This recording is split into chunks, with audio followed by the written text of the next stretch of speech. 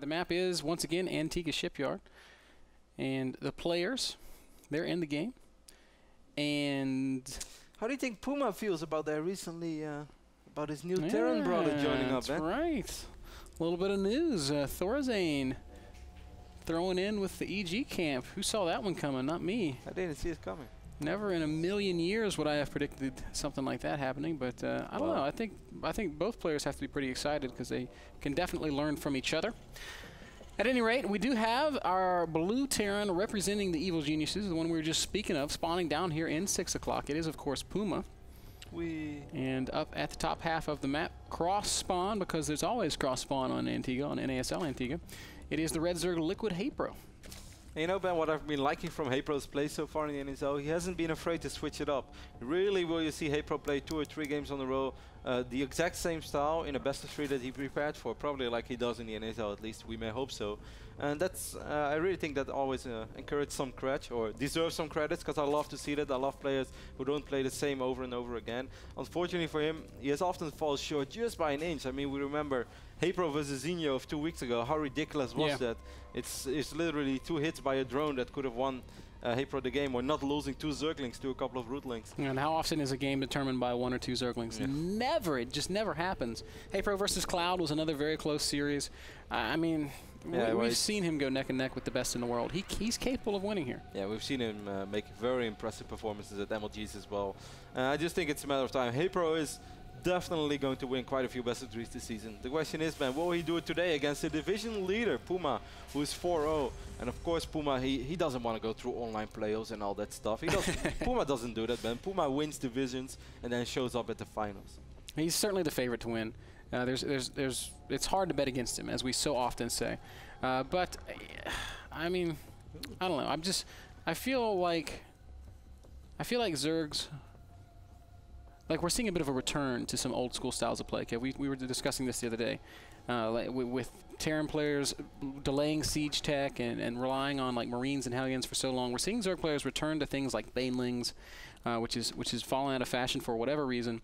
And I think HayprO is going to do something like that here today. I think we're going to see some Baneling-centric play, and I think he's going to really surprise PuMa. I think he's going to take this series. Man.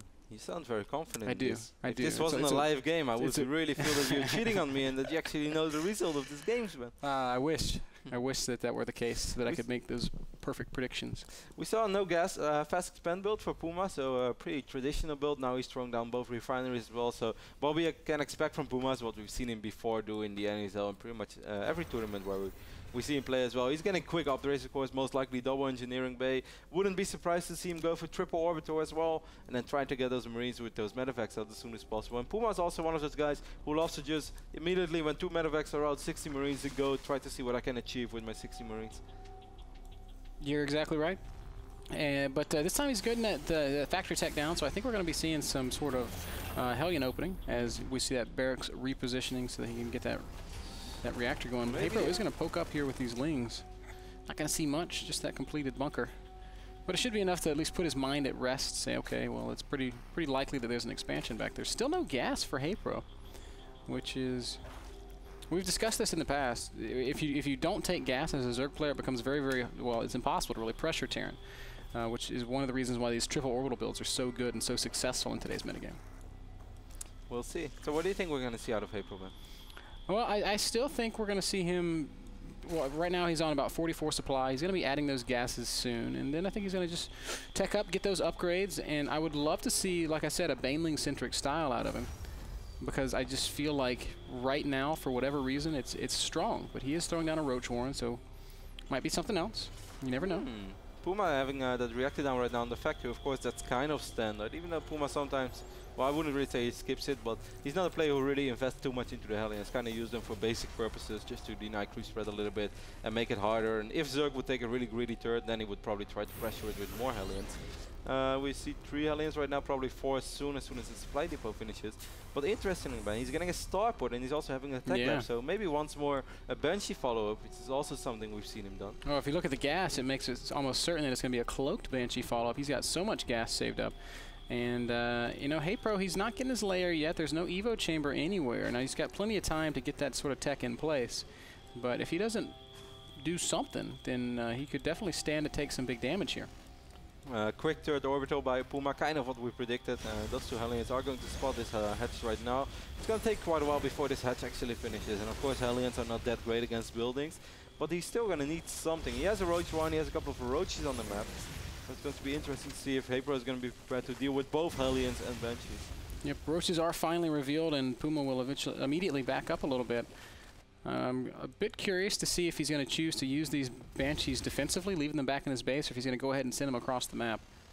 Yeah, he might actually wait while HayprO's draining up mad, by the way. 13 drones at once. Something that we've seen a couple of Terran players do is leave one, but no, actually he just rallied it across the map, so I don't think so. But some players like to keep 2 Banshees in a base and then fly out, and then also reveal the fact that they have cloak. Funny saying, reveal the fact that they unreveal the cloak. Or reveal the unrevealing. Wow, you're blowing my mind right now. I've never really thought about it like that, man. HayprO is going into some Zergling upgrades, getting the melee upgrade, the carapace upgrade. First Banshee making its way over to the 3rd base. Lair is not even started still, so there's no mobile detection for HayprO, and that's a really big deal. Means these queens are going to be pretty useless against Cloak Banshees. Yep, PuMa not giving away the fact yet that he has Cloak. He's gonna do it right now, activating Cloak. And now HayprO probably has to be careful with those drones. He's gonna end up losing all of them unless he's gonna morph them into things. He does throw down a single Spore, but I don't even think that's gonna be allowed to complete. Lair also starts immediately upon seeing that Banshee. But, well, the 3rd base is certainly gonna take some heavy damage. Yeah, HayprO's not going to be able to use this for quite a while. Then again, he can save a lot of them. Look at this, by the way, man. He's just droning like crazy. 13 more drones. Ends up losing that Spore Crawler right now. He has to be careful. He's losing a lot of drones. Yeah, a little bit careless in the 3rd. Allowing that Banshee to get up to 8 kills. Energy about to expire, but as soon as it does, the 2nd Banshee shows up. HayprO's going to respond by throwing down 4 more Spore Crawlers. But really, he just needs his layer. Man, HayprO, if you just build him outside of this and walk him in, I think it would have been a different outcome, but as it stands, he's already lost 12 workers, so all 13 of those drones he made a second ago. Basically a sacrifice. And the good thing is this is buying so much time for PuMa. He has a Spore Crawl over here. Ooh, I'm not sure if PuMa's paying attention. Close call, but PuMa will keep his Banshee alive for now.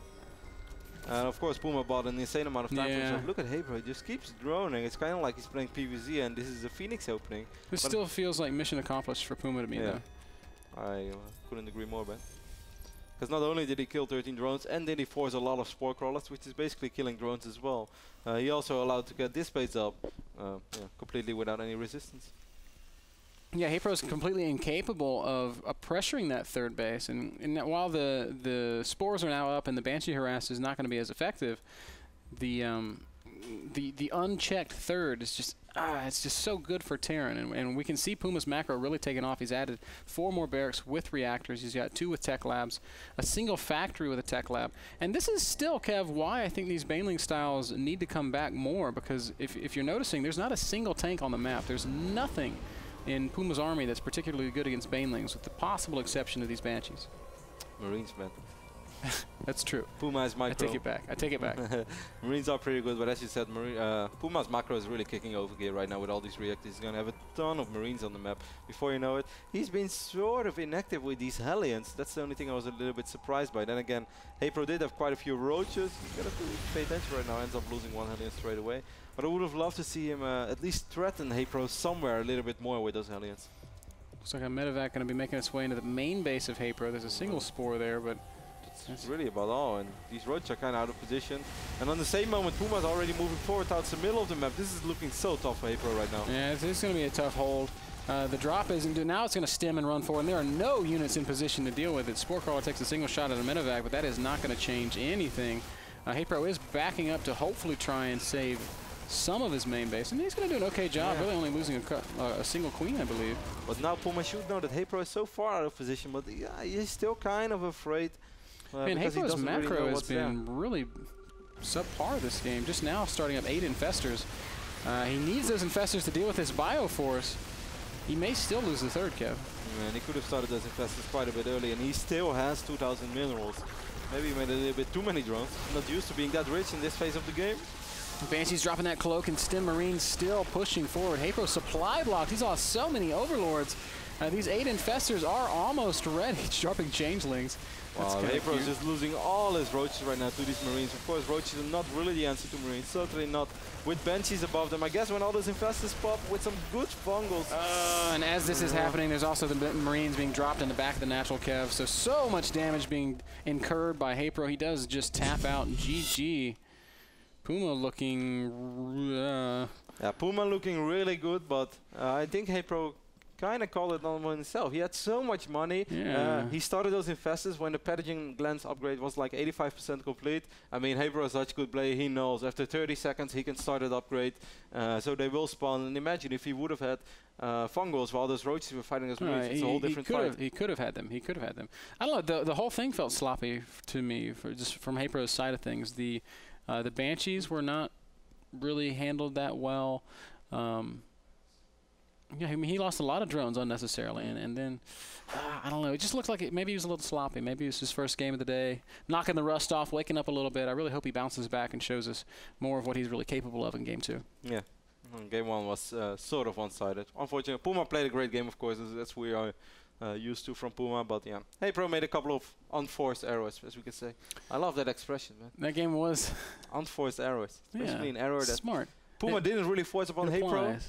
Yeah, that's a statistic. That's like a stat we could track. Yeah, it's unforced errors, kind of like tennis. Exactly. I know.